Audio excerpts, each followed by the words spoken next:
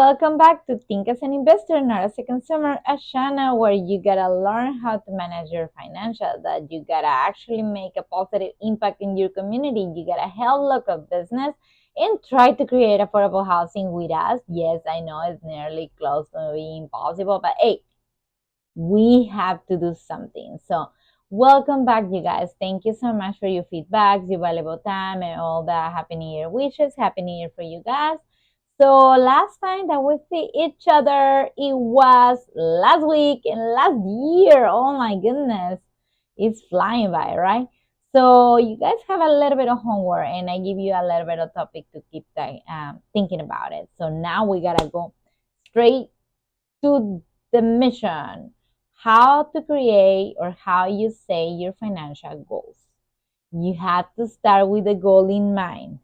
That is the direction and motivation, and your focus gotta be there. So if you don't have a goal, you don't have a clear picture where you're going, and if you don't know where you're going, how you gotta get there? It's like call an Uber and don't give them the direction, or tell the GPS, oh, take me there. Where? If you don't have the direction, the address, you won't get there. So you have to have a clear picture where you're going in order to create a strategy to get there. So once you have that, I'm pretty sure that you did your homework and you say, you know what, I'm already have my financial goal. My financial goal is this, whatever it is. So okay, we gotta start with 7 steps that they are recommendable. It can be different steps. It can be like different numbers of steps, but these ones are the most recommendable steps to get from point A to point B in financial situations. So first, you gotta set up and determine your priorities. You know who you are, your lifestyle, what is your priority. If you have like more than one financial goal at a time, I highly recommend to start with the priority one. Which one is it? If you wanna pay debt because your credit card APR is really high, so let's start for that one. Or you wanna increase your credit score and see how you can manage better, to create better possibilities for you to have different credit cards with more flexibility in interest rate and all that kind of stuff. So you have to determine your priority. Once your priority and the first goal is there, so now we gotta see, we gotta to make it smart, like, it's possible, it's doable, what is the strategy, if it's measurable, achievable, and then my time frame. You have to put a time frame, because managing money is that. It's like a goal, it's like a deadline. It's just a wish. Okay, so as you doing that, you gotta break it down. We already break it down last time. Like we say, we we set a goal, number a goal, and then how much I have to make a month, how much I have to make a week, how much I have to make a day, and then set that up. So once you have that, the other one is going to be create a budget. I'm I'm not super happy with the word budget. I totally don't use it in my vocabulary. I say, you know what, this is my price point, or this is what I'm willing to invest in this. For example, if you go to grocery shopping, there's let's say, I'm not willing to invest more than $100 in this trip to the grocery shopping in, like a store, grocery store. And because I have that in mind, I have my $100 set up and everything. I make sure that my products, and like, I'm monitoring my stuff, and lay down in that kind of money that I'm already set aside for that. But you can call it budget. That is the right word. I never kind of don't include it in my vocabulary. So, but you have to have a budget for everything. So if you say like, okay, fitness and recreation, here is my budget. How much I, like, invest in transportation, here is my budget, and all that kind of stuff. You don't know where your money is going, you won't be able to create that measurement. So if you cannot measure what you've seen, you cannot measure what you have, how it's gonna be working for you. You won't have an idea what is coming in and what is coming out. So it's really important. Have a really clear picture in what is coming to your pocket and what is getting out of your pocket. So you gotta track your progress. Let's say your goal is the same goal that we were talking about last week, like $10,000 in 5 months. Okay, you already break it down, you already track your progress. Oh, by the way, if you are watching this for this the very first time, I highly recommend the last video because the last video has like specific bullet points on it. And then in the video before is for mission statement. So whatever you are in this third video, which is fantastic, thank you so much for watching. um yes, your goal, your strategy, let's say we gotta have x amount of money. We did the example $10,000 in 5 months. So you have to track your progress. How am I doing in the week? Am I actually saving that $500 during this week that I supposed to? Am I falling behind? If I'm falling behind, what is gonna be my strategy to make it up for next week and make sure that I have not just the 500 but the 1,000 for the following week, that kind of stuff. And then I will have to make more podcasts about the ways to create money. There's many ways right now in this point in age. Everything is marketable. You can sell everything. Everything is negotiable. And if you want to make money, you will make money. There's a lot of side hustles that you can make, and it's instantly. Like I adore with my life, and I will explain you apples and bananas how that works, every single method. But I adore with my life DoorDash. That's super smart because you help the community while you delivering. You making convenience something that it was inconvenience before, and you earning money, and you actually, once again, you start with the point of view that helping people is a beautiful business, and you earning money like that.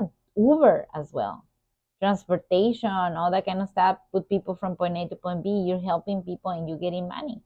So all the kind of side hustles that they give you instantly gratification in financial, I'm into it. Like I really love them, and I will explain you. Or if you have any other skill, like you can actually, get online and be a processor or classers, or like whatever skill you have that it can lead you to have more income, and like, and you can put that towards your goal. That is fantastic. Just be creative. Box, think out of the box. All right. Okay. So once you're tracking your progress, you see how you're doing and stuff like that, and then you're doing fantastic. You gotta celebrate it. You gotta celebrate your achievements and your wins, and also learn from your mistakes and your losses. For example, I adore to invest. It's one of those things that I just recently learned it, and I'm thinking as an investor, not as a consumer. That's the point of this channel. But for example, let's say I'm investing in my regular portfolio is just like one or two companies that I really trust, that I know that behavior is correctly. And I know the company, so I know when my time frames is gonna be for good behavior and bad behavior, and when I gotta invest more or less. But if I'm investing in S&P 500, and I know that it's like like a lot of movement in the market and stuff like that, I will celebrate when I win, even if it's $5 up. Oh, okay, let's do it. But I will monitoring when I'm losing. Hey, when I'm losing, what is the behavior of the market? However, I'm a really boring investor. I just let it go. If I'm losing, I keep going. I mean, I don't sell or buy, like sell, buy, all that kind of stuff. I'm not with that finger in the pools and stuff like that. Nope. But when it's a company, for example, you can learn from your mistake. Let's say you invested in hospitality, which is fantastic. The strongest in hospitality, like summer, and then from October to holidays, because everybody's traveling and all that kind of stuff. But you know that by January, the first quarter of the year, it won't be that demanding. You can invest in fitness and recreation, because the first quarter of the year is when everybody says the fitness goals and all that kind of stuff. You can invest in that kind of companies. And then you're actually learning, like how to move, allocate your money from point A to point B. That's an strategy. But I mean, you do whatever you're supposed to do. And investment is how I learn from my wins and from my losses, like where to allocate my investments correctly.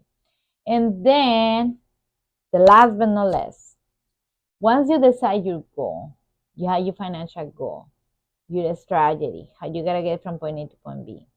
Life gotta happen. So don't feel bad if something happened and you have an extra investment that like something unexpected.